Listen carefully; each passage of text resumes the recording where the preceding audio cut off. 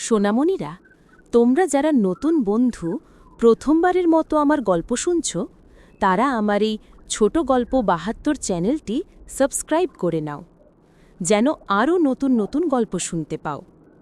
আর যারা পুরনো বন্ধু, আসো তাহলে আজকের গল্প শুরু করি। আজকের গল্পের নাম জেলে ও জলপরী।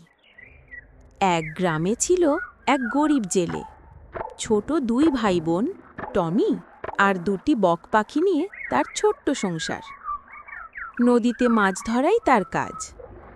বক দুটোকে সাথে নিয়ে খুব সাবধানে নৌকা বেয়ে চলে।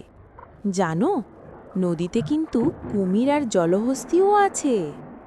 যদি কোনোভাবে পানিতে পড়ে যায় তাহলে কিন্তু শেষ। জেলে ছেলেটার মন আজ খুব খারাপ। জালে কোনো মাছ পাচ্ছে না। পরের দিন আবার সে নদীতে আসে।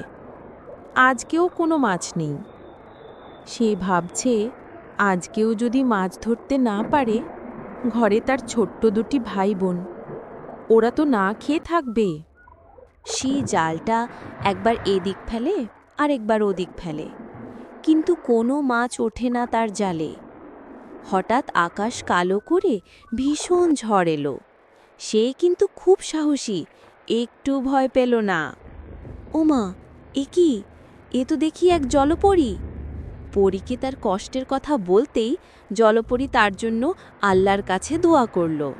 তারপর কি অদ্ভুত ব্যাপার! নদীর বড় বড় মাছ লাফিয়ে লাফিয়ে তার নৌকায় উঠে পড়ল। আল্লাহর রহমতে এরপর তার আর কখনো মাছের অভাব হয়নি। যখনই সে নৌকা নিয়ে নদীতে যেত, ঝুড়ি ভরে মাছ নিয়ে বাড়িতে ফিরত। তাই সে সবসময় আল্লাহর প্রতি কৃতজ্ঞ থাকত।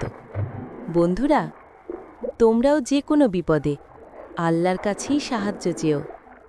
ঝুড়ি ভরা মাছ মাছায় নিয়ে আসতে দেখে ওর ছোট ভাই বোন টমি আর বক পাখিটা, সে কি আনন্দ তাদের!